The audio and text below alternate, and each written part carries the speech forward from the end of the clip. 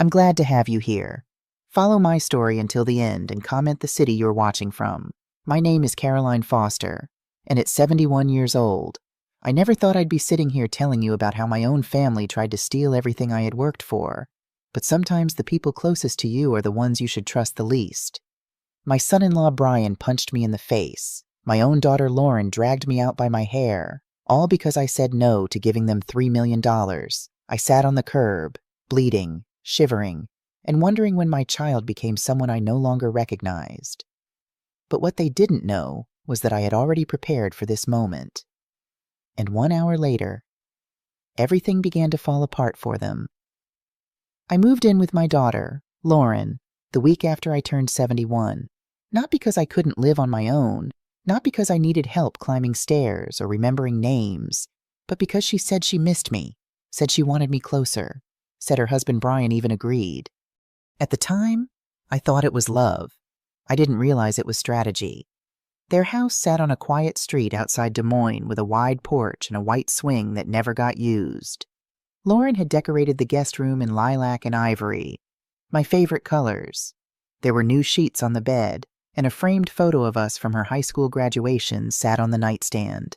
I remember standing there, suitcase still in hand, and thinking, maybe this will be good. Maybe this will heal the distance between us. It wasn't like I had nowhere else to go. I had a small apartment 2 towns over. I used to work part-time at the public library, organizing the historical archives and leading genealogy workshops. That work meant something to me. So did the quiet of my own home, my little kitchen, my ceramic owl salt shakers. But Lauren said she missed dinners with me, said she wanted her kids to hear my stories. I believed her. The first week went well. She made me tea each night before bed. Brian asked about my old job. The grandkids sat at my feet while I told them how our ancestors came over from Wales. I felt almost foolish for having doubted her. Then gradually, small things changed. Lauren started bringing up bills more often. Her voice was light, but the words were weighted. She talked about refinancing, about college savings, about how tight things had gotten. Brian mentioned an opportunity through one of his clients, some real estate fund, high return, low risk. He said it casually over dinner one night while slicing roast chicken. I nodded politely, but something in my chest tightened. A few days later, Lauren came into my room holding a folder. Inside were bank forms, a notarization page, and a printout of my investment account. She sat down beside me on the bed. Her tone was careful. "We just need a short-term transfer. Mom," she said, tucking a strand of her auburn hair behind her ear. "We'd return it within 6 months. It would help secure our future and the kids." I stared at the papers, my heart suddenly pounding. "How did you get access to my account information?" She smiled, but her eyes didn't. "I've always known your passwords. I need to check in on you sometimes." That night, I lay awake, staring at the ceiling fan turning slowly above me. Something had cracked open.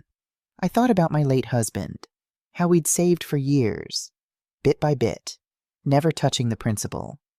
I thought about the time I loaned Lauren $2,000 to fix her transmission and how she never paid it back. I realized I had moved into a house where love came with conditions. By the end of that second week, I stopped leaving my bedroom door unlocked at night. Looking back now, I wonder if any of you have ever felt that shift, too. When a hug becomes a transaction, when kindness turns into currency. If you've ever trusted someone so much that you moved into their home only to feel the walls close in, then you know what I mean. And if you haven't yet, stay with me, because what happened next would split everything wide open. By the start of the 3rd week, things shifted from subtle to obvious. I noticed it first with the grocery receipts. I always offered to pay for what I used: milk, bread, my special chamomile tea. But one afternoon, Lauren left a receipt on the counter, circled items in red ink, and wrote a total beside it. Then she added a sticky note. "Your share. Thanks. No greeting, no smiley face, just a number." Later that evening, she handed me a printed breakdown of the monthly utilities highlighted, organized into columns. She pointed to my name at the bottom and said with a calm voice, "Fairness keeps things clear. That's how families stay strong."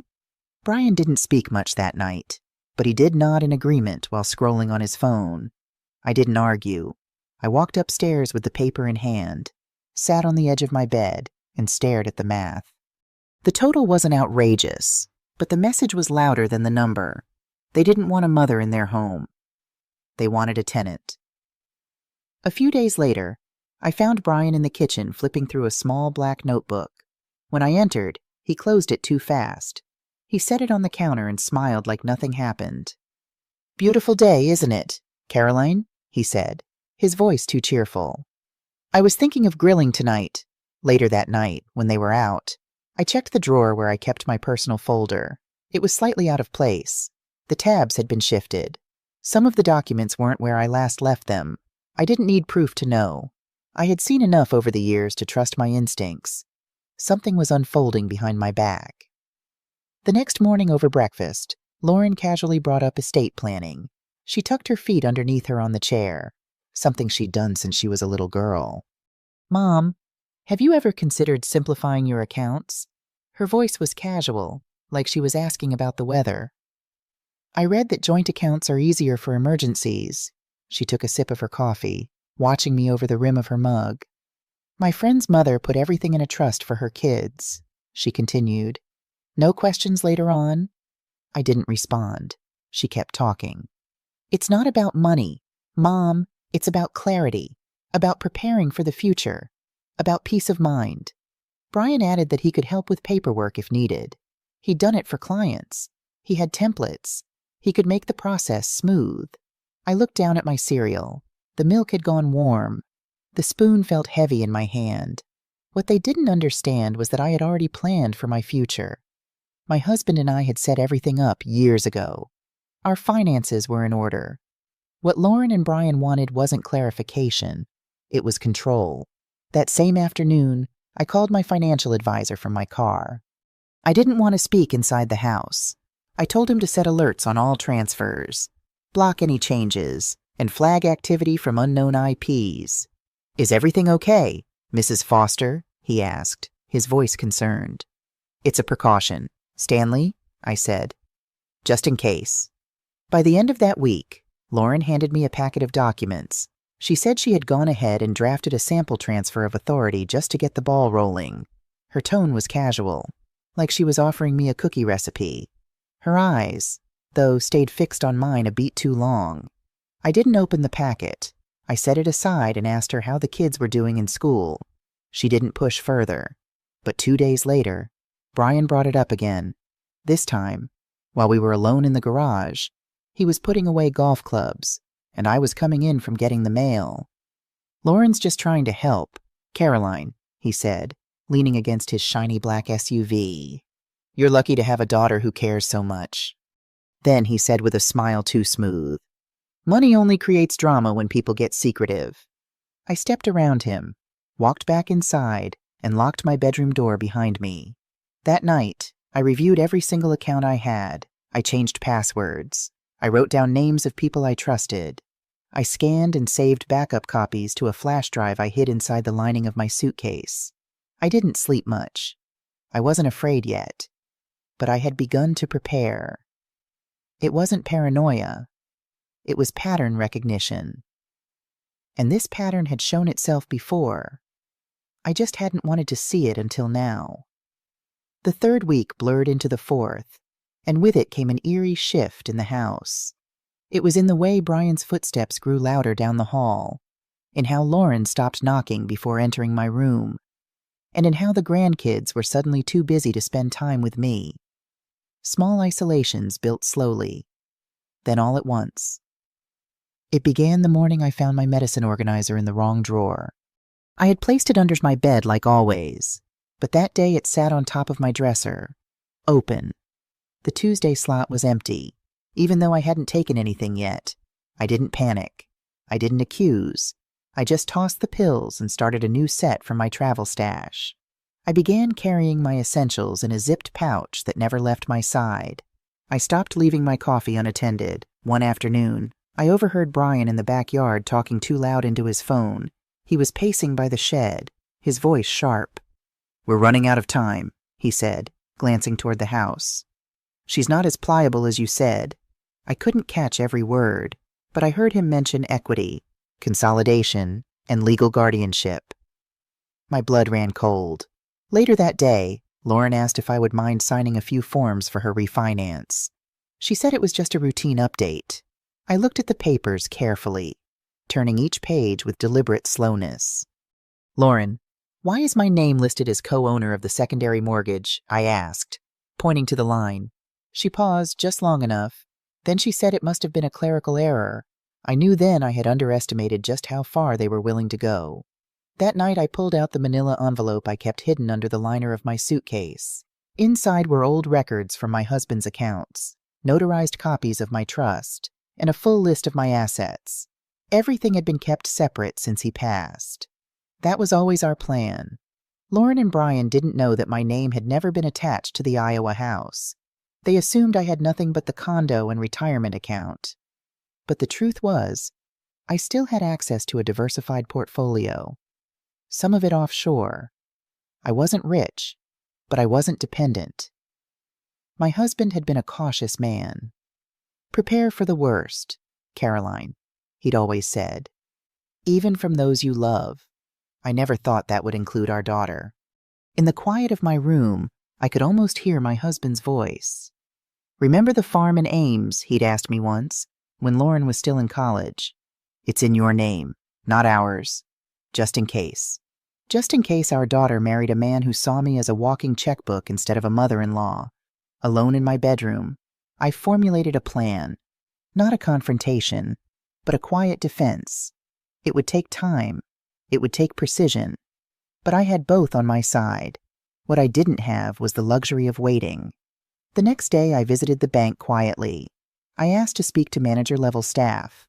I presented my identification and initiated a full review of recent access attempts on all accounts tied to my Social Security number. The young manager, Melissa, tapped at her keyboard, then looked up with concern. "Mrs. Foster, there have been 2 failed login attempts from an IP address tied to Armstrong Consulting Group. Do you recognize this business?" I nodded slowly. "That's my son-in-law's company." She continued typing, her expression professional but troubled. "There was also an attempt to change your contact information last week. It was flagged by our system because it wasn't done through your verified devices. I asked her to set the highest security level biometric access, in-person changes, and voice-verified transactions. She didn't ask questions. She just nodded and got it done." "Mrs. Foster," she said as I was leaving, "if you need additional help, we have resources for situations like this." Her eyes told me she understood more than I had said. I thanked her and left. I returned home before sunset. Dinner was already on the table. Lauren served roast pork with overcooked carrots. Brian asked how my day had been. "I went to the park," I said, cutting my meat into small pieces. "The tulips are blooming." He nodded, satisfied. Lauren's eyes flickered to mine briefly, then away. That night, I barely slept.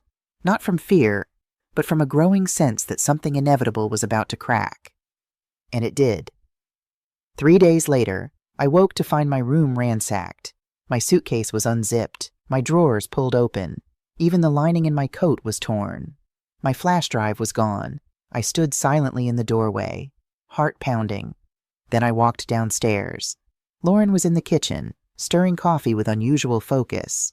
Brian was by the fridge, arms crossed, watching me enter. "Did someone go through my room?" I asked, my voice steadier than I felt. Lauren didn't look up. "Maybe one of the kids went in looking for scissors." Brian shrugged. "Maybe you misplaced something. They said it too quickly, too rehearsed." I didn't respond. I went back upstairs, closed the door, and picked up the landline I had hidden behind the bookshelf. It was a burner line I kept for emergencies, something my husband and I had used years ago when dealing with a real estate scam. I dialed a number I hadn't called in a long time. My lawyer's office. His assistant answered. "Harriet Wilson for Mr. Goldstein," I said, using my maiden name, our agreed-upon code. She transferred me immediately. Within minutes, my attorney confirmed he could lock down everything. I asked him to trigger the fail-safe in my trust. to remove any shared power of attorney privileges, to notify my offshore custodian that fraud had been attempted.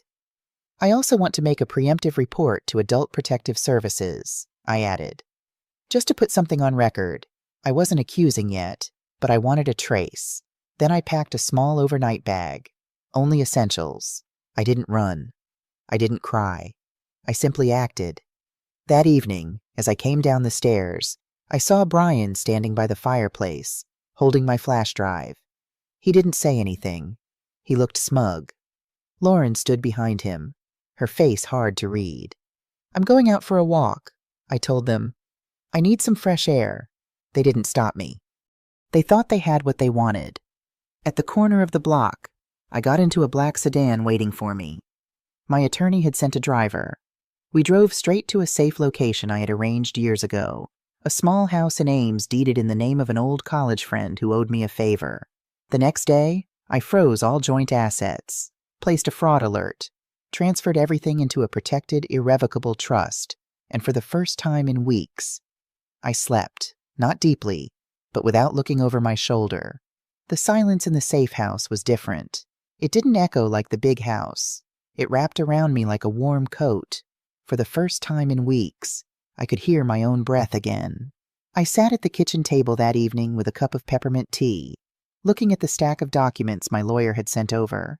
Every page had a clear purpose. Every signature I made that night pulled a little piece of my life back into my hands. Over the next 3 days, I stayed in that quiet little house in Ames, with the curtains drawn and the phones silenced. I didn't watch the news. I didn't scroll through anything. I thought about how it got this far. How my own daughter, whom I had raised with love and values, could turn so calculating, so cold. What I didn't understand then was Lauren's inner conflict. Later, I would learn that she had been crying in private, torn between her loyalty to me and her marriage to Brian. He had been manipulating her for years, slowly poisoning her mind against me, telling her that I had never really supported her choices, that I secretly judged her life. He had created a false reality where taking my money was somehow justified, even necessary. Lauren wasn't evil. She was lost. But in that moment, all I knew was betrayal. On the 4th morning, I received an email from the bank. There had been an attempted login using outdated credentials, then another from my lawyer. He had spoken to the trust administrator. All assets had been moved.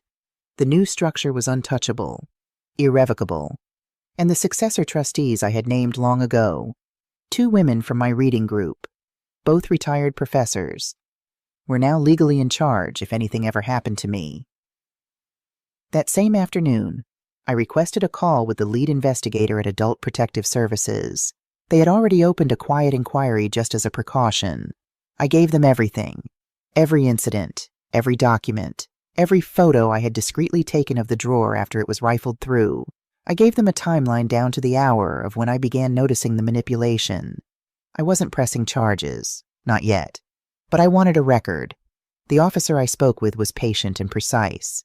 She didn't offer false comfort, but she did say something I hadn't heard in a long time. She said I had done the right thing. She said I wasn't alone. Later that evening, I drove back to Lauren and Brian's house.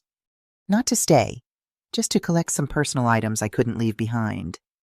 My husband's watch, the family photo albums, my mother's recipe box. I had a key, and I knew they would be out at a school function for my grandson. I parked down the street and walked quietly to the house. The porch light was off. I inserted my key and turned it slowly. The door opened without a sound.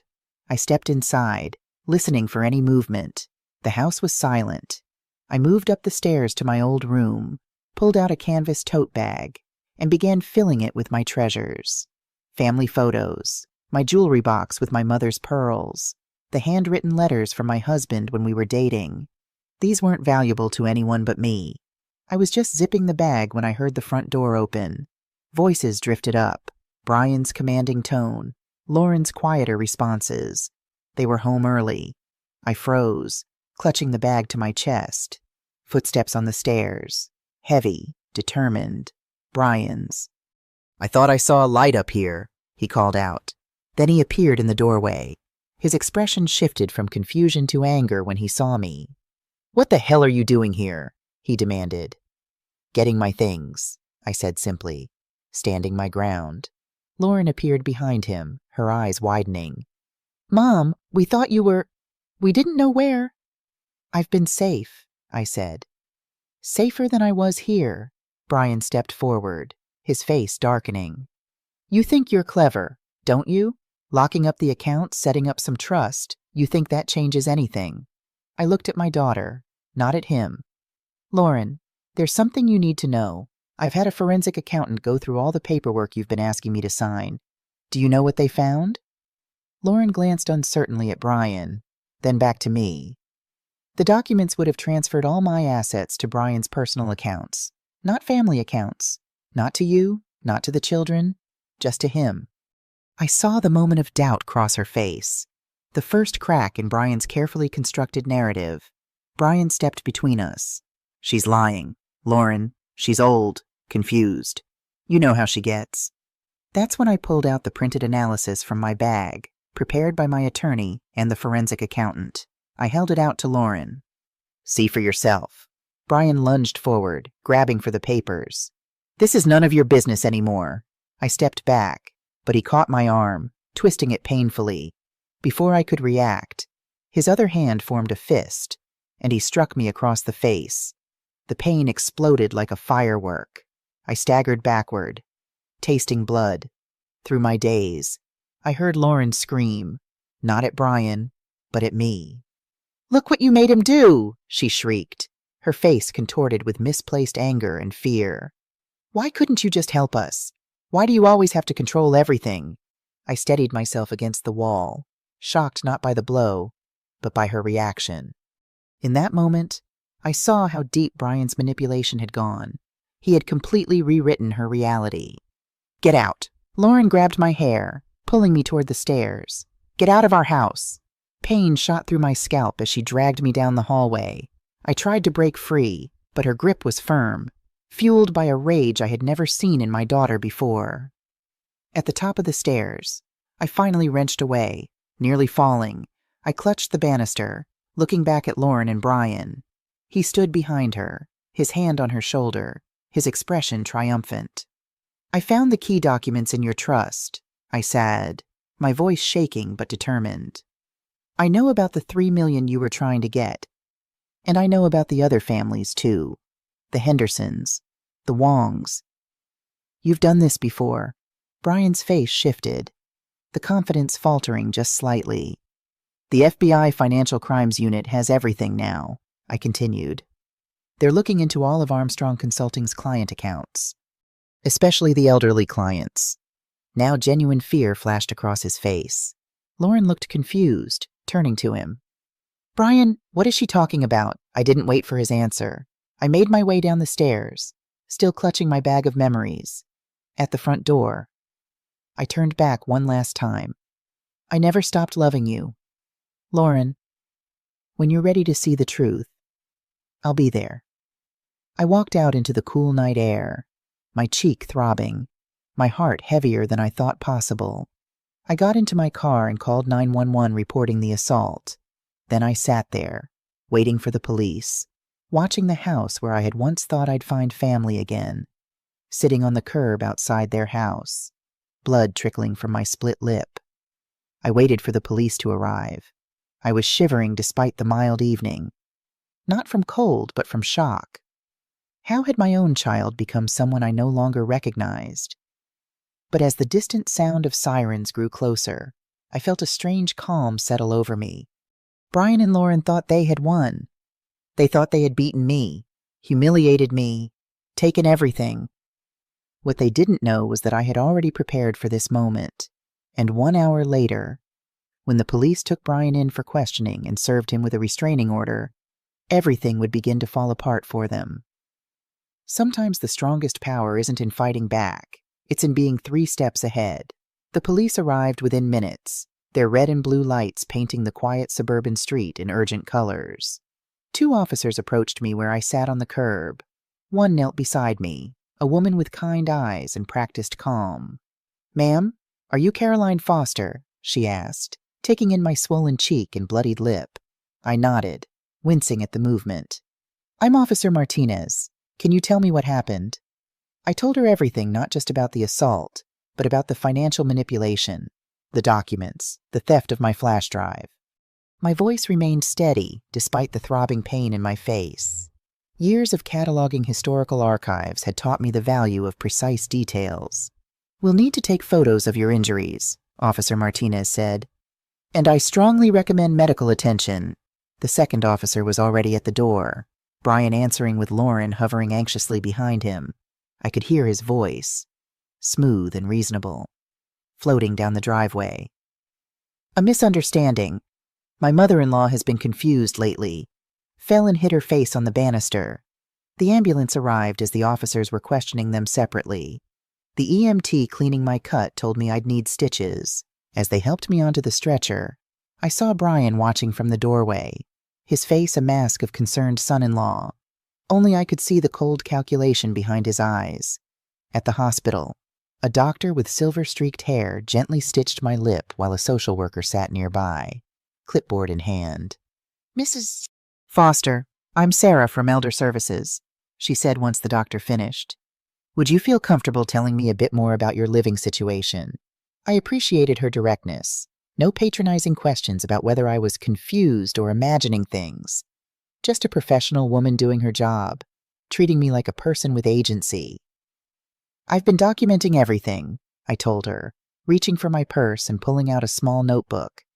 "Dates, times, conversations. I have copies of the fraudulent documents they wanted me to sign."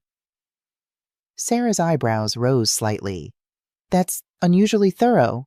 I managed a small smile despite my stitches. I was a historical archivist for 30 years.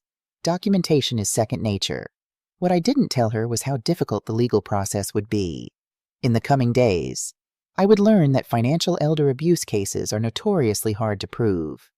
The burden would fall on me to demonstrate that I hadn't willingly given permission, that I was mentally competent, that the transactions weren't gifts. The system seemed designed to protect the abusers rather than the abused. After Sarah left, I called my attorney, Howard Goldstein, from the hospital room. He answered on the first ring despite the late hour. "Caroline, I just heard from the police. Are you all right?" "I've been better," I admitted. "But I'm clear-headed. What's our next step?" "I've already filed for an emergency protective order based on the assault," Howard said. "But we need to move quickly on the financial front. The attempted login at the bank gives us leverage, but Brian is likely covering his tracks as we speak." "What about the trust modifications we made? Are they secure?" "Yes, but he'll challenge them. He'll claim you weren't of sound mind when you made the changes. We need to get you evaluated by a geriatric psychiatrist immediately to establish your cognitive capacity. I've scheduled an appointment for tomorrow morning." I sighed, feeling the weight of what lay ahead. "And what about Lauren?" "She's being manipulated too." "Howard," there was a pause on the line. "One battle at a time. Caroline, right now, we need to protect you and your assets." After hanging up, I leaned back against the hospital pillows, staring at the ceiling. In my career, I'd preserved the stories of hundreds of families through their letters, photographs, and diaries. I'd documented their triumphs and tragedies, their loves and losses, but I never imagined I'd be preserving evidence against my own daughter. The next morning, the geriatric psychiatrist, Dr. Patel, conducted a thorough evaluation. She administered cognitive tests, asked about my medical history, and observed my decision-making processes. Her conclusion was unequivocal. I was fully competent, showing no signs of cognitive impairment. "Mrs. Foster exhibits exceptional recall and executive function," she wrote in her report. "Her reasoning abilities are intact, and she demonstrates clear understanding of her financial and legal matters." Armed with this evaluation, Howard began building our case, but the legal proceedings would take time. In the meantime, I needed somewhere safe to stay. I returned to the small house in Ames, the one deeded to my old college friend Martha. It was modest 2 bedrooms, a small kitchen, a living room with bookshelves built by Martha's late husband, but it felt secure, a fortress against the storm. That afternoon, I received an email from my bank. There had been another attempted login to my accounts, this time with the correct password but failing the two-factor authentication. The IP address matched Brian's business again. I forwarded it to Howard, who added it to our growing file of evidence. Then I called the bank's fraud department directly. "This is Caroline Foster," I said when the representative answered. "Account number 8742133B. I need to verify recent access attempts to my accounts." The representative, after confirming my identity through security questions, pulled up the activity log. "Mrs. Foster, we've flagged multiple unauthorized access attempts over the past 48 hours, she said. "The most recent was at 11:23 this morning, from the same IP address as before. Yes, plus a new one. It appears to be a mobile device." I thought of Brian's constant phone scrolling, how he never let his device out of sight.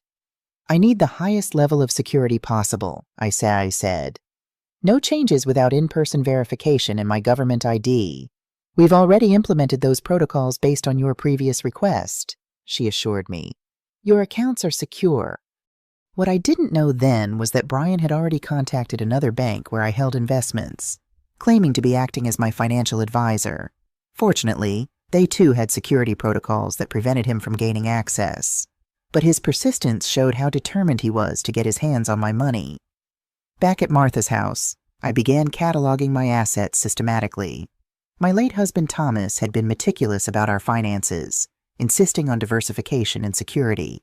Besides our retirement accounts and the condo I'd been living in before moving to Lawrence, we owned a small commercial property in downtown Des Moines, leased to a bookstore, and had investments in several municipal bonds and a diversified stock portfolio.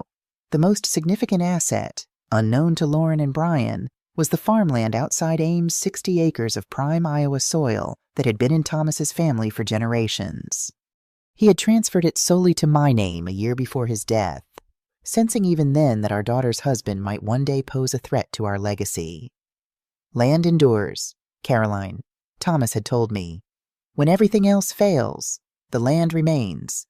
The farm was now worth nearly $3 million, the exact amount Brian had been trying to extract from me. It couldn't be a coincidence. Somehow he had discovered the property's existence and value. As I reviewed the documents, I found a clause in the trust Thomas and I had established years ago. If any beneficiary contested the trust or attempted to circumvent its provisions, they would be automatically disinherited. It was a standard no-contest clause. But now it took on new significance. If Lauren pursued this course with Brian, she would lose everything her father had intended for her. The realization made my heart ache. How had it come to this? My own daughter risking her inheritance by trying to steal it before her time. I spent the evening writing everything down, not for the lawyers this time, but for myself. The facts, yes, but also the feelings, the betrayal, the hurt, the moments when I'd seen the truth in Lauren's eyes but had chosen to ignore it, the red flags I'd dismissed because I wanted so badly to believe in family. The next day, I called Howard again. "I want to add something to the trust," I said, "a rehabilitation provision."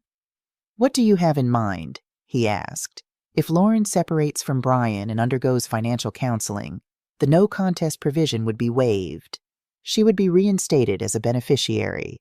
There was a pause. "You're giving her away back," Howard said softly. "She's still my daughter," I replied. "Somewhere under Brian's influence, she's still the girl who used to help me plant tulips every fall." Howard agreed to draft the provision. Meanwhile, I needed to retrieve more of my personal belongings from Lauren's house. The police had advised me not to return alone, so I arranged for an officer to accompany me the following morning during a time when I knew Brian would be at work. Officer Martinez met me outside the house at 10 a.m. Lauren's car was in the driveway. She hadn't gone to her part-time job at the community college. My stomach tightened as we approached the door. Lauren answered after the second knock, her eyes widening at the sight of the uniformed officer beside me. Her gaze shifted to my bruised face, then quickly away. "Mrs. Armstrong," Officer Martinez said formally, "your mother is here to collect her personal belongings as permitted by the emergency protective order. Will be approximately 30 minutes. Lauren stepped back wordlessly, allowing us inside. The house felt different now, hostile territory rather than home. I moved efficiently, gathering clothes, books, and personal items while Officer Martinez remained in the hallway, maintaining a clear line of sight. As I packed my reading glasses and medication from the bathroom, I heard Lauren's voice, low and strained, asking the officer questions. I couldn't make out the words, but the tone was defensive, justifying. In the bedroom, I found my ceramic owl salt shakers wrapped carefully in tissue at the back of a drawer. I'd brought them as a small touch of home, never imagining I'd be packing them again so soon. As I placed them in my bag, I heard footsteps approaching. Lauren stood in the doorway, arms crossed tightly over her chest. Without the officer directly beside her, her posture changed less defiant, more uncertain. "You're really doing this," she said. It wasn't a question. I continued packing. "You left me no choice. Lauren, we were trying to help you," she insisted, but her voice lacked conviction. "You're getting older." We wanted to make sure everything was taken care of. I looked up at her then, really looked at her. Behind the defensiveness, I saw fear, not just fear of consequences, but deeper anxiety. Brian had convinced her that this was necessary, perhaps even righteous. "Is that what Brian told you?" I asked quietly. "That taking control of my assets was for my benefit?" Her eyes darted away. "You don't understand our situation. The business is struggling, the kids' college funds." "So it was about the money," she said, the confirmation landing like a stone in my chest. "It was about family," she countered, a flash of anger returning. "Something you've never prioritized. You were always working, always at your precious library while Dad raised me." The accusation stunned me. Is that how she remembered her childhood, the sacrifices we'd made to give her opportunities? The careful balance we'd maintained. "Your father and I worked hard to provide for you," I said, keeping my voice steady. "Everything we did was for your future. And now you're using that same money to punish me," she said bitterly. "No, Lauren, I'm protecting what your father and I built from someone who sees it as a solution to his financial problems." Her face flushed. "Brian loves me. He's looking out for our family." "Then why were the transfer documents in his name only?" I asked. "Why wasn't your name on any of the accounts he was trying to create?" Doubt flickered across her face, the same doubt I'd seen the night of the assault, but she pushed it away, retreating behind the narrative Brian had constructed. "You've always been controlling," she said. "You never thought anyone was good enough for me." Officer Martinez appeared in the doorway. "Everything okay in here, Mrs. Foster?" I nodded, zipping my bag closed. "I'm finished." As I moved toward the door, Lauren's hand shot out, grabbing my arm, not roughly but urgently. "Mom," she said, her voice suddenly small, like the child who used to crawl into my lap during thunderstorms. What's going to happen now? For a moment, I saw my real daughter, not Brian's puppet, but the woman I'd raised. Scared, confused, caught between loyalties. "That depends on you," I said gently. "There's still a way back from this, Lauren, but you have to see what's happening." Her hand fell away. The vulnerability vanished, replaced by the hard shell of defensiveness. "You should go," she said, turning away. As Officer Martinez escorted me to my car, I glanced back at the house. Lauren stood in the window watching, her expression unreadable. I raised my hand in a small wave, but she let the curtain fall, disappearing from view. The next few days passed in a blur of legal consultations and document filings. Howard worked tirelessly, securing court orders to protect my assets while the investigation proceeded. But Brian was fighting back, hiring an expensive attorney from Des Moines who specialized in contesting trusts.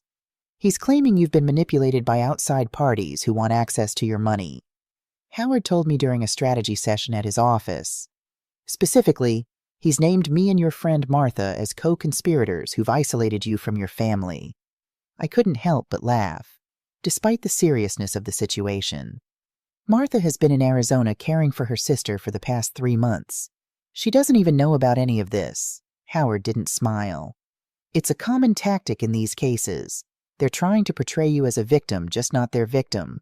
They'll argue that we've convinced you your family is abusive to gain control of your assets." "But we have documentation," I protested. The bank access attempts, the falsified transfer papers, the physical assault. And they'll have explanations for all of it, Howard countered. The bank attempts were routine financial planning. The transfer papers were drafts for your consideration. The assault was self-defense when you became agitated. The injustice of it burned in my chest. So they can just lie and get away with it.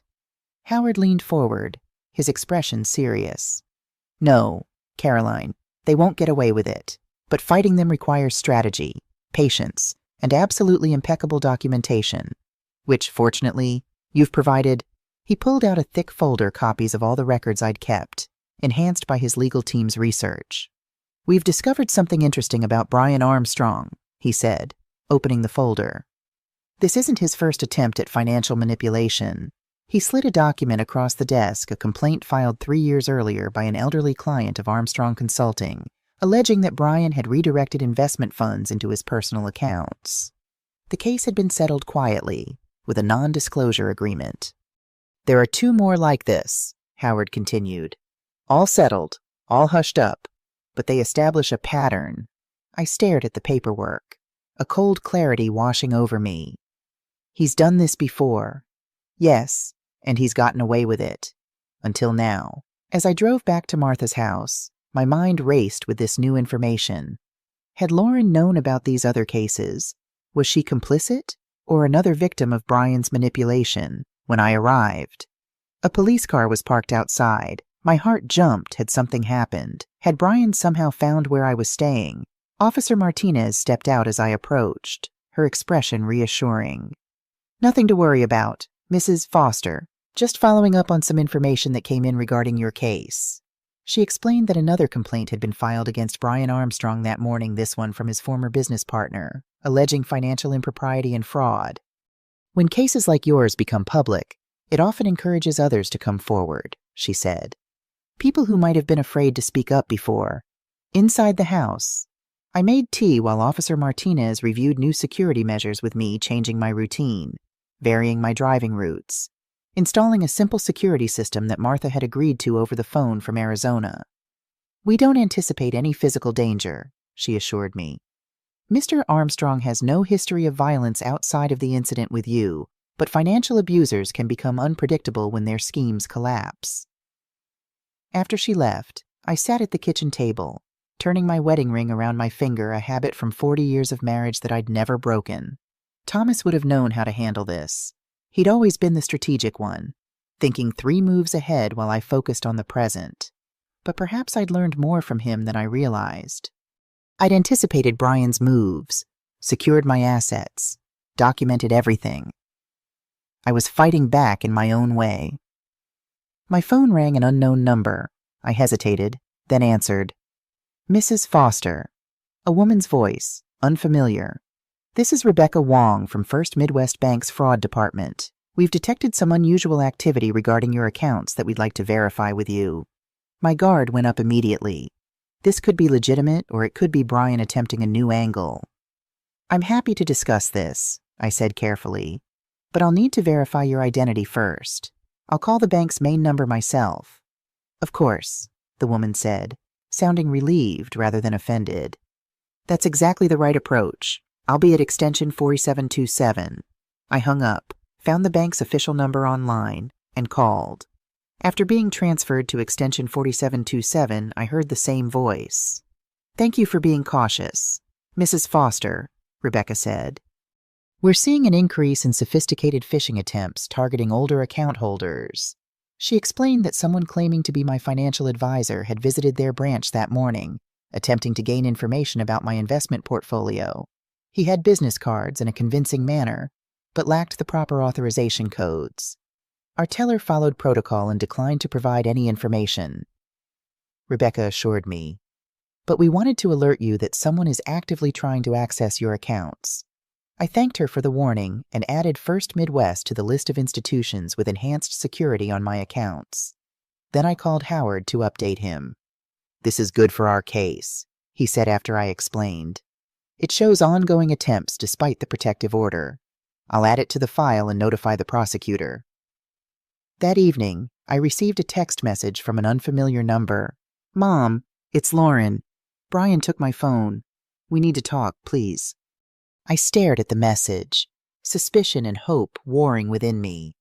Was this really Lauren reaching out? Or was it Brian, trying to locate me or gather evidence to use against me? I showed the message to Howard via a secure email he'd set up for me. Don't respond yet, he advised. We need to verify it's actually Lauren. I'll have my assistant call her workplace tomorrow to see if she's been in, if she seems distressed. Anything unusual. I barely slept that night, the message playing over and over in my mind. The next morning, Howard called with news. My assistant spoke with Lauren's supervisor at the community college, he said. Lauren hasn't been to work all week. Her supervisor said she called in Monday, sounding upset, saying she had a family emergency. My concern deepened. Do you think she's in danger? It's hard to say, Howard admitted. But we need to proceed cautiously. I've arranged for a licensed investigator to do a welfare check, posing as a delivery person.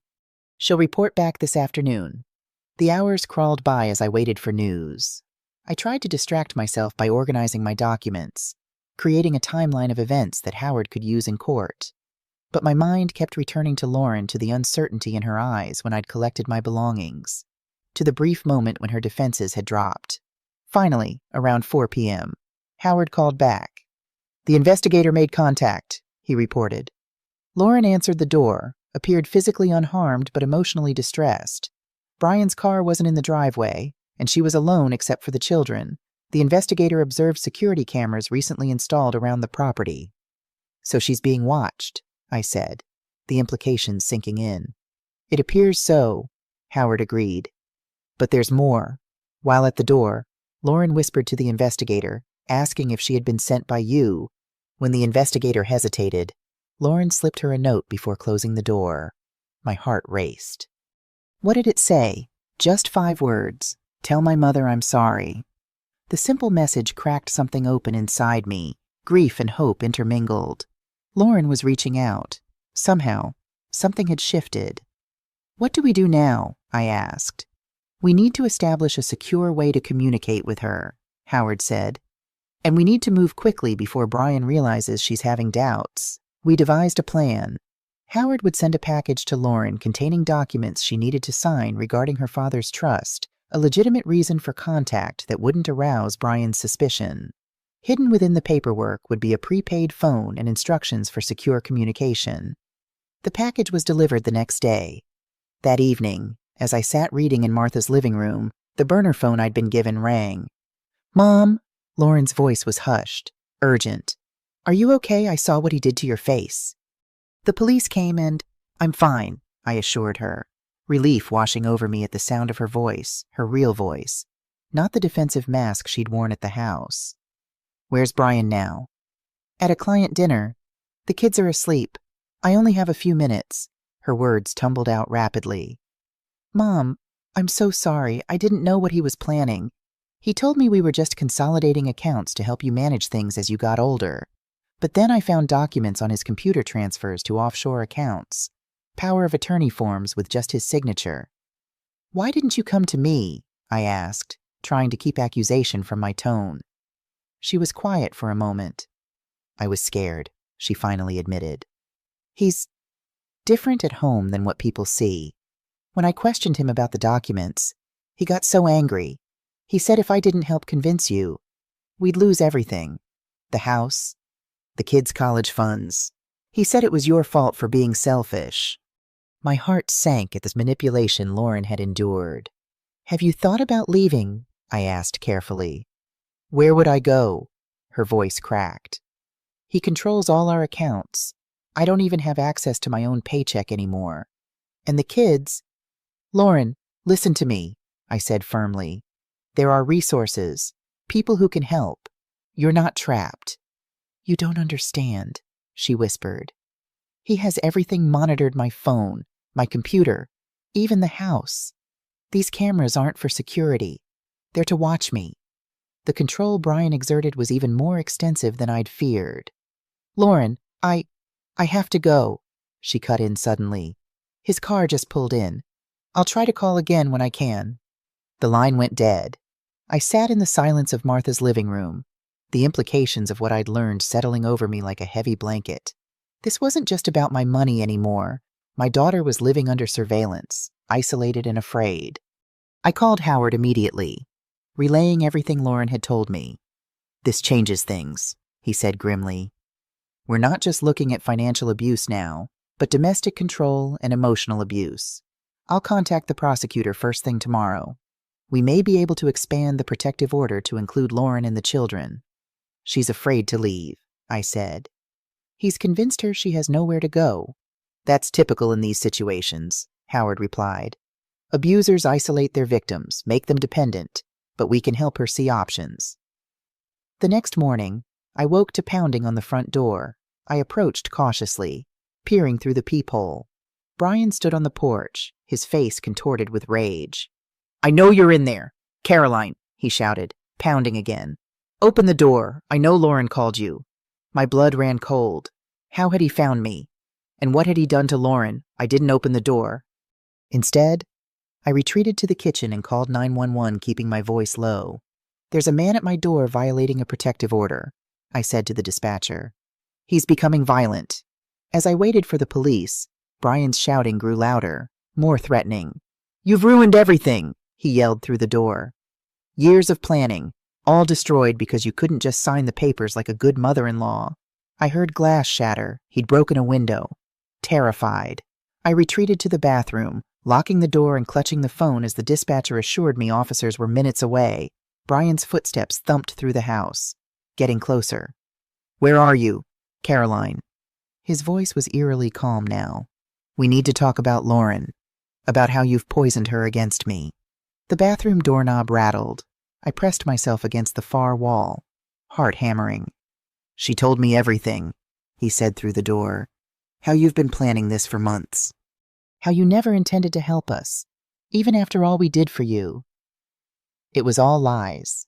Of course, a twisted version of reality where I was the manipulator, not him. But what had he done to Lauren to make her say these things? Or was he bluffing, trying to drive a wedge between us? The distant wail of sirens grew louder. Brian cursed. "This isn't over." He spat through the door.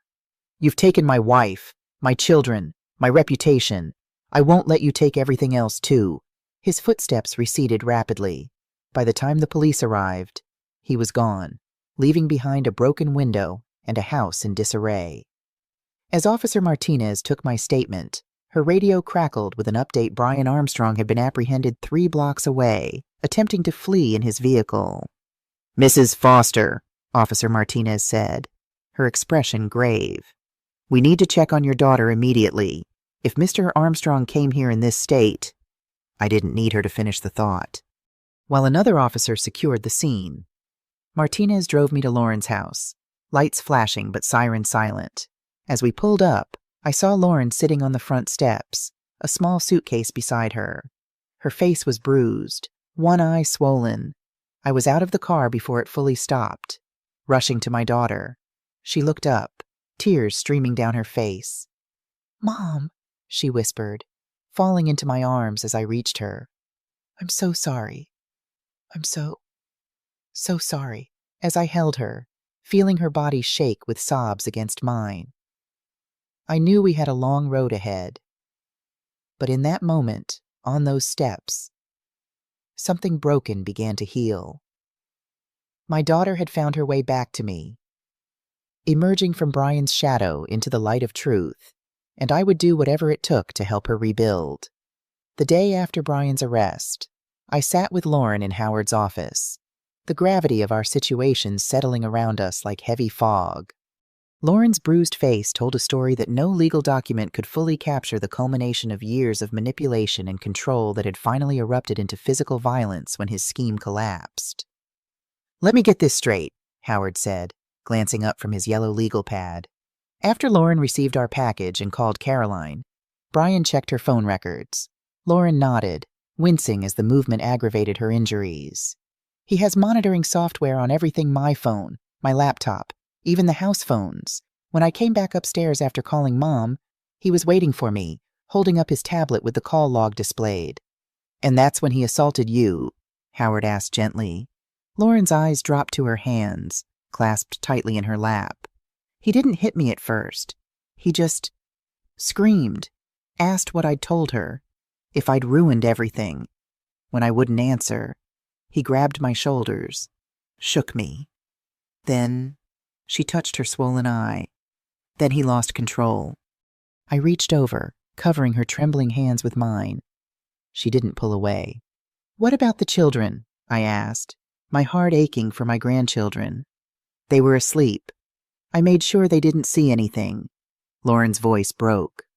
"When he left, stormed out to find you, I packed a bag, got the kids ready. I was going to call a cab when the police arrived." Howard made a few more notes, then set down his pen. "Lauren, I need to be clear about something. What you're describing, the monitoring, isolation, financial control, and now physical violence constitutes domestic abuse. Combined with the financial exploitation targeting your mother, we're looking at multiple serious charges against Brian." Lauren nodded, a tear slipping down her cheek. "I know. I should have seen it sooner. Should have stopped it." "Victims rarely see it coming," Howard said kindly. "Abusers like Brian are skilled manipulators. They build their control gradually, making each step seem reasonable until you're trapped." "I believed him," Lauren whispered. "When he said Mom was becoming forgetful, that she needed our help managing her finances, I believed him because I wanted to, because it was easier than admitting the truth about the man I married." I squeezed her hand. "You're seeing it now. That's what matters." Howard outlined our next steps. Lauren would file for an emergency protective order covering herself and the children. We would pursue criminal charges for both the financial exploitation and the physical assaults. Given Brian's flight attempt, the prosecutor would likely request he be held without bail. "What about divorce?" Lauren asked, her voice small but determined. "One step at a time," Howard advised. "Let's secure your safety and financial independence first. I've contacted a colleague who specializes in domestic violence cases. She'll help navigate the divorce when you're ready." As we left Howard's office, Lauren paused in the hallway.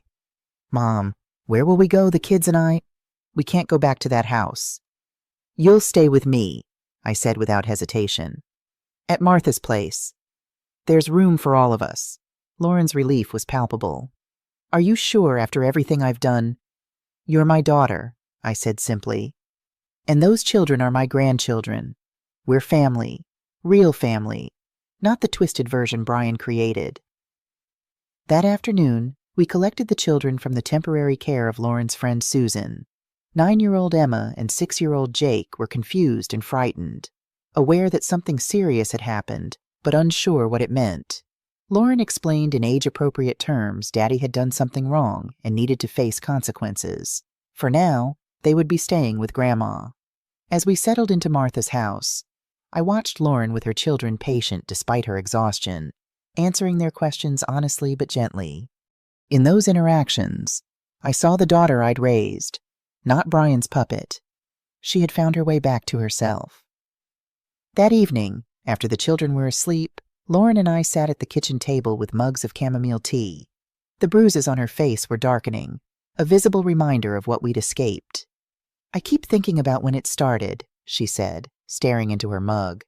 "Not the abuse, I can see that now, how he isolated me from friends, controlled our finances, checked my phone, but when did he start targeting you and your money?" I considered the question. "I think it began after your father died. Brian started asking more questions about the estate, the trust arrangements. He was fishing for information about assets." Lauren nodded slowly. 3 years ago, he wanted to start his own investment firm. He needed capital but got turned down for loans. That's when he started talking about helping you with your finances." "And the farmland, how did he find out about that?" "He hired a private investigator," Lauren admitted, shame coloring her voice. "Said it was to make sure you were safe living alone. The PI discovered the property deed in your name. The calculated nature of Brian's scheme chilled me. 3 years of planning, of building a narrative about my declining competence, of positioning himself to seize control of everything Thomas and I had built." "I'm so sorry, Mom," Lauren whispered. "I should have protected you. We should have protected each other," I corrected gently. "That's what we'll do now." The next day brought a flurry of legal proceedings.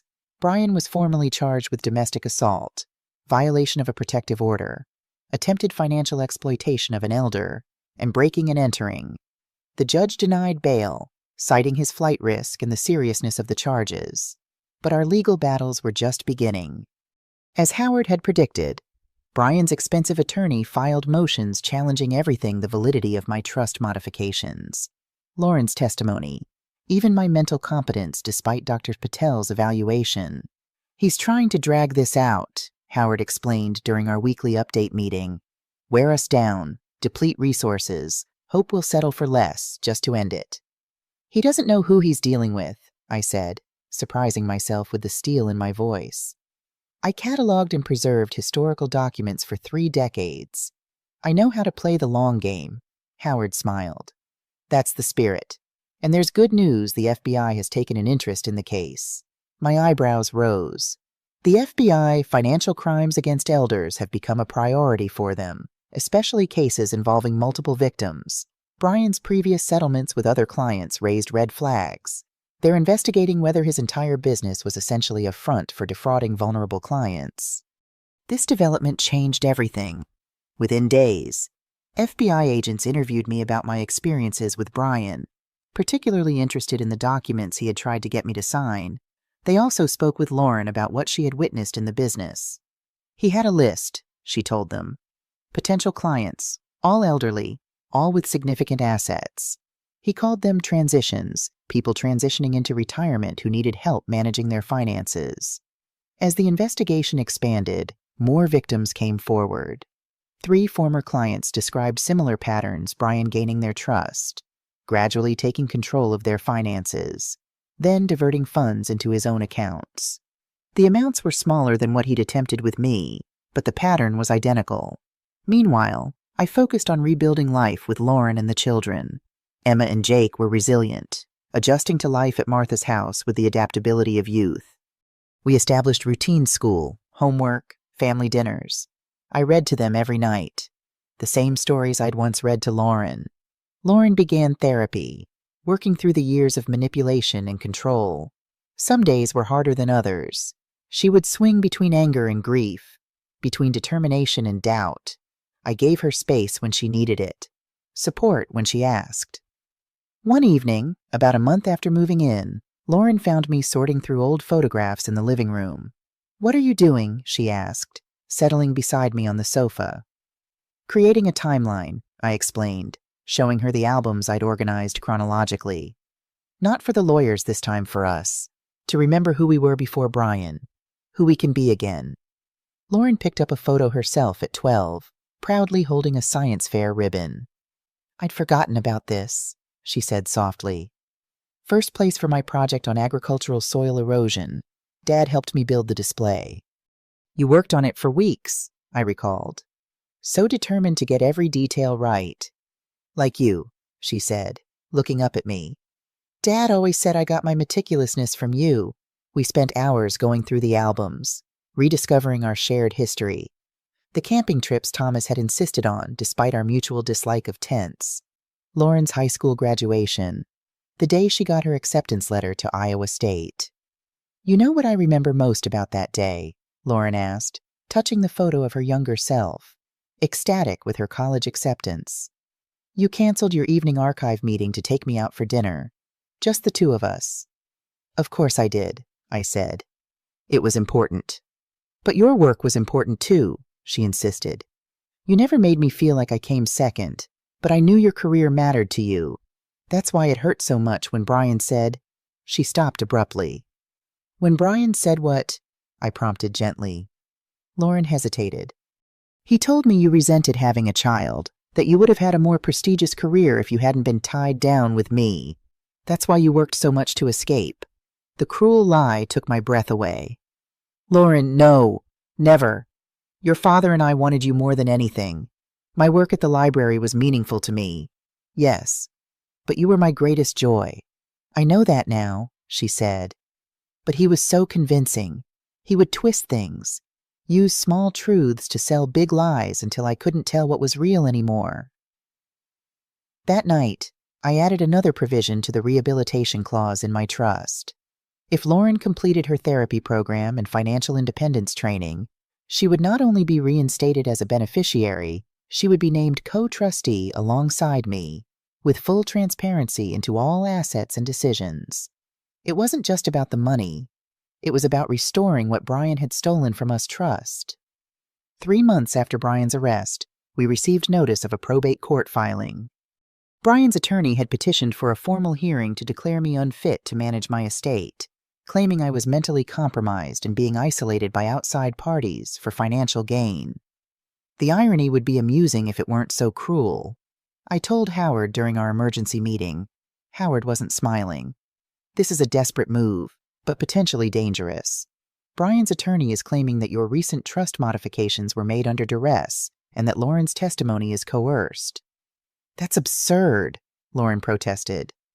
I have documentation of Brian's abuse photos, text messages, even videos from his own surveillance system, and we'll present all of that, Howard assured her. But prepare yourselves, this will get ugly. They're going to attack your credibility, Caroline's mental state, our motives. It's a scorched earth tactic. He was right. In the weeks leading up to the hearing, Brian's legal team subpoenaed my medical records, demanded additional cognitive evaluations, and attempted to depose everyone from my former library colleagues to Martha's neighbors.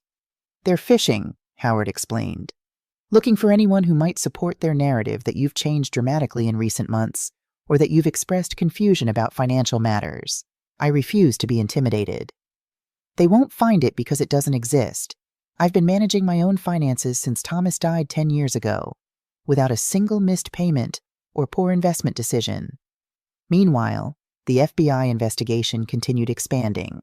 Agents discovered offshore accounts in Brian's name containing funds traced back to at least 5 elderly clients. They also found a recently purchased property in Costa Rica, likely his planned escape route had he not been apprehended. He never planned to grow old with me, Lauren said when we learned of the Costa Rica house. I was just part of his scheme. A way to access vulnerable people like you. The revelation was painful but clarifying. Lauren filed for divorce, citing domestic abuse and criminal activity. Given the pending criminal charges, the divorce proceedings were expedited, with temporary orders freezing all marital assets until the criminal cases concluded.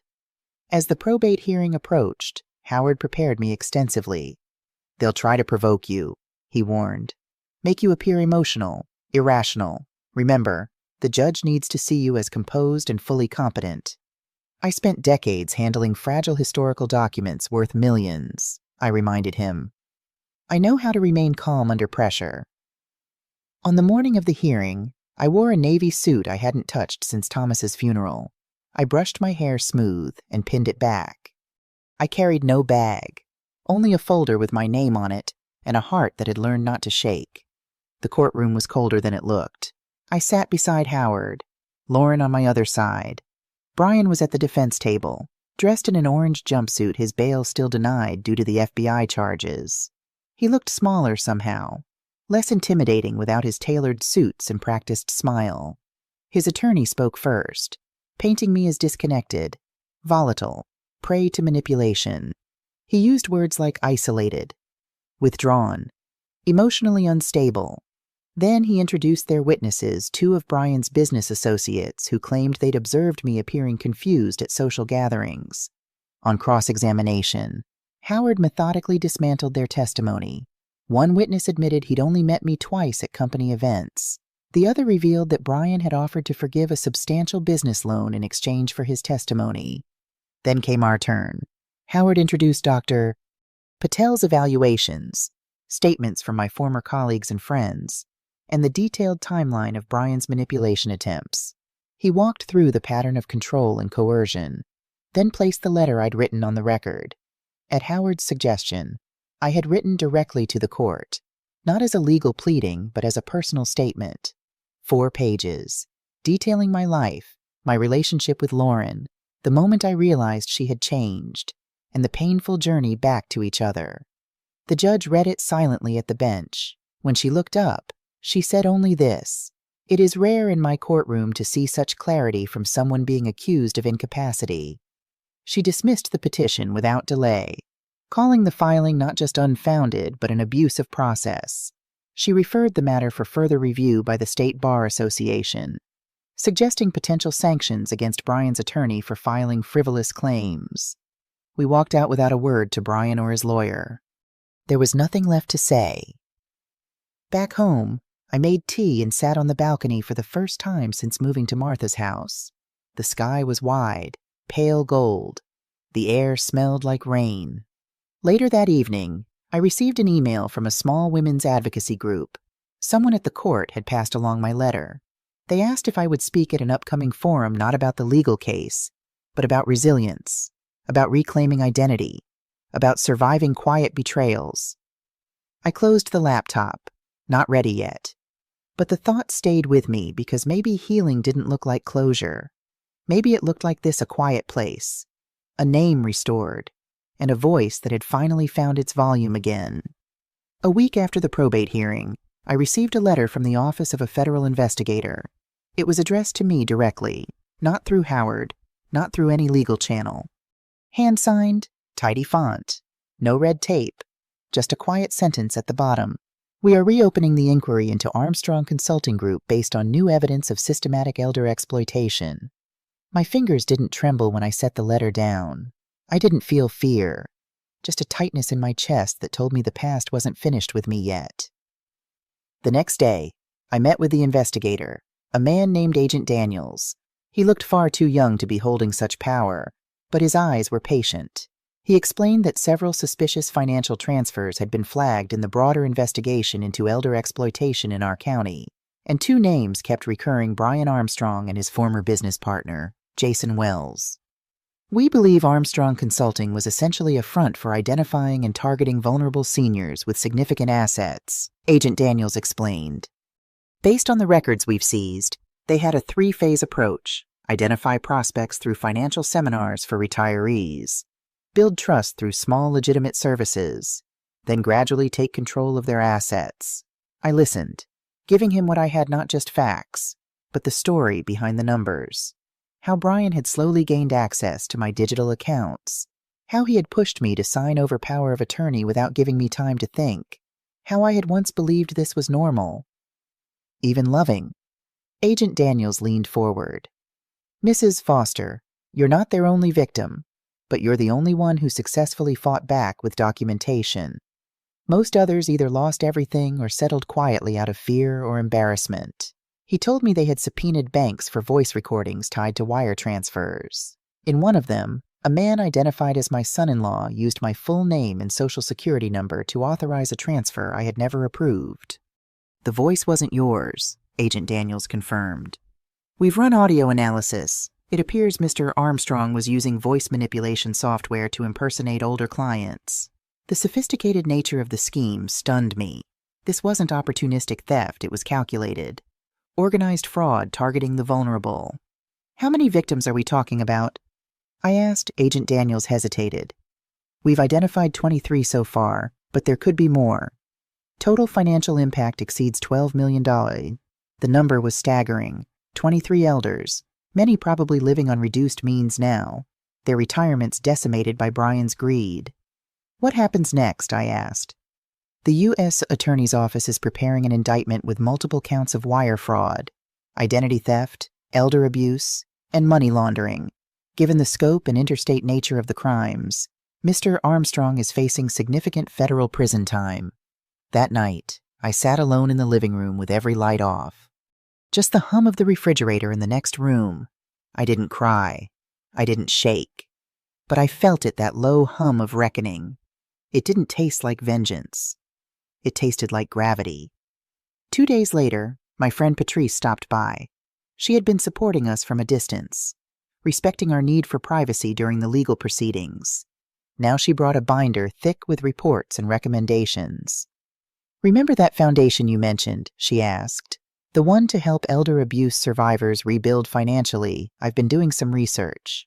She had assembled a comprehensive proposal structure, funding mechanisms, partnerships with legal aid organizations and financial literacy programs. She'd even identified potential board members, retired financial advisors, elder law specialists. Abuse survivors. I thought we could call it the Thomas Foster Foundation, she suggested, to honor your husband's foresight in protecting your assets. I looked through this proposal and paused at a paragraph buried near the end, a speaker series featuring elders sharing real stories of rebuilding, quiet battles, and silent triumphs. They had penciled me in. I didn't say yes. I didn't say no. But for the first time, I allowed myself to imagine a purpose rising from the ashes of this betrayal, not just survival, but transformation.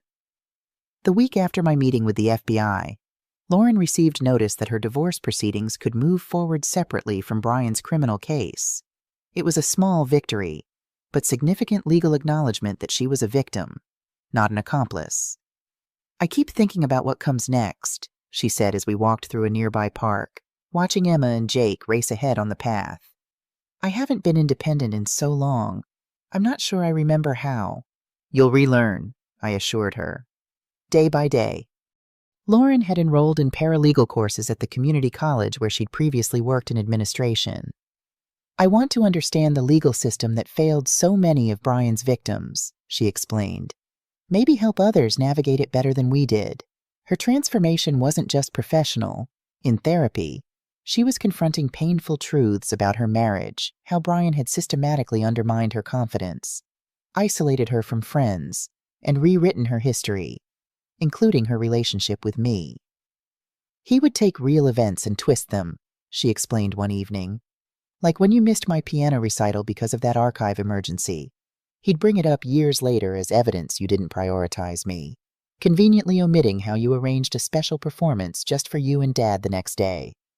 Reclaiming her authentic memories was healing for both of us. We began intentionally reconstructing our shared history, not the version Brian had fabricated, but the complex, imperfect, loving relationship we'd actually had. Some days were harder than others. Lauren still struggled with guilt over her role in Brian's scheme, particularly regarding my assets. I should have seen through him, she would say. Should have protected you. We both missed the signs, I would remind her. But we're seeing clearly now. As federal charges mounted against Brian, we learned more about the extent of his operation. Jason Wells, his former business partner, had agreed to testify in exchange for reduced charges, revealing their systematic approach to targeting elders with significant assets but limited family support. They specifically looked for widows and widowers, Howard told us after receiving an update from the prosecutor. People who might be managing finances alone for the first time, who might welcome help from a charming financial advisor with a family-first approach. The calculated cruelty of it made my stomach turn, but it also strengthened my resolve to move forward with the foundation Patrice had proposed. These predators thrived in silence and isolation. Our strongest defense was community and shared knowledge. By late summer, the Thomas Foster Foundation had moved from concept to reality. With seed funding from my own resources and a matching grant from a national elder justice organization, we established a modest office in downtown Des Moines. Our mission was threefold financial recovery grants for elder abuse survivors, legal advocacy for victims navigating complex cases, and prevention through education and community awareness. I served as board chair, with Patrice as executive director managing daily operations. Lauren joined as our legal liaison, using her new paralegal skills to help survivors understand their options and rights.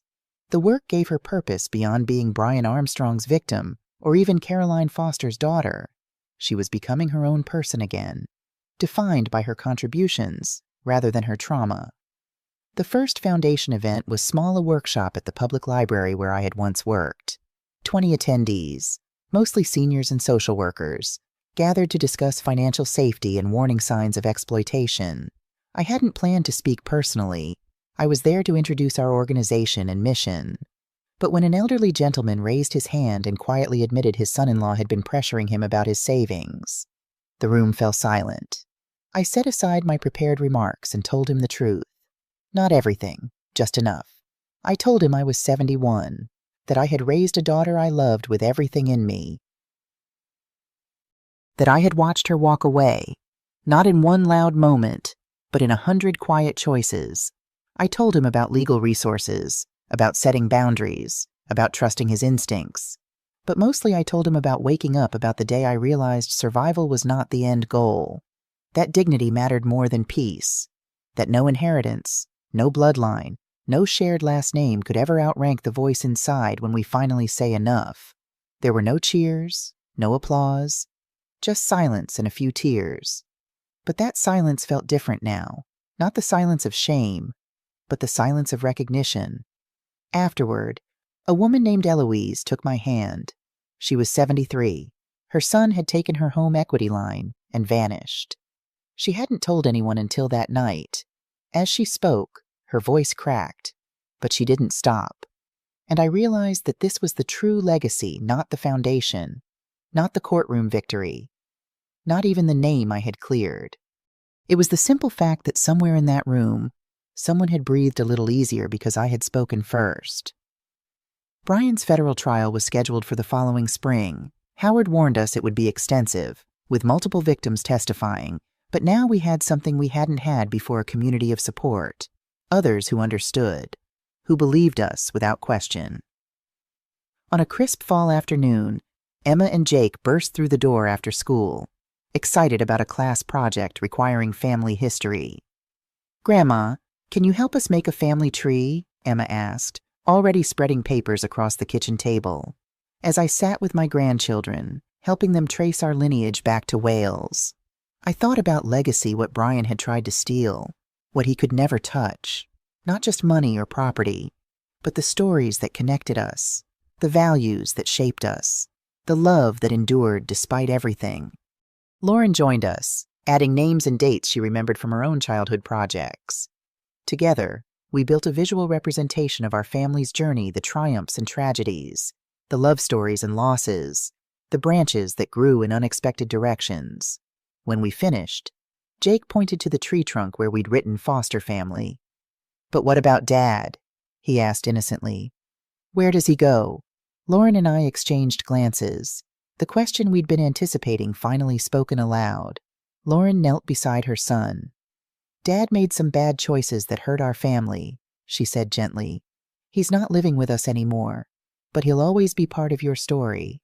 "Like a branch that grew the wrong way," Emma suggested, wise beyond her 9 years.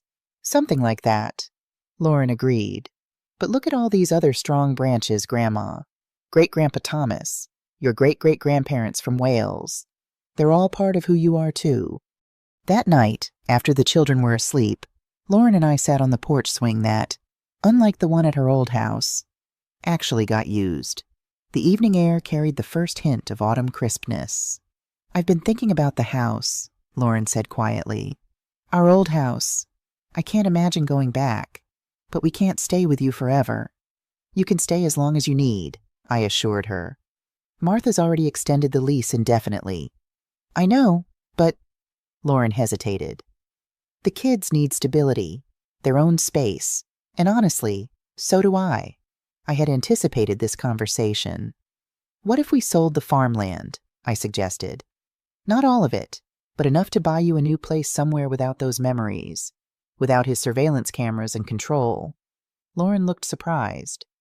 "Mom, no. That land is your security, your legacy."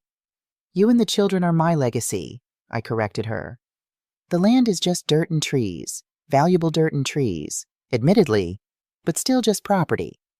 We discussed it for hours, weighing options, making plans. By the time we went inside, we had the outline of a new beginning, a smaller house in a family-friendly neighborhood, close enough for regular visits, but separate enough for Lauren's independence. As I prepared for bed that night, I caught sight of my reflection in the bathroom mirror. The bruise from Brian's assault had long since faded, but I looked different, somehow steadier, more certain. The woman looking back at me wasn't just a survivor.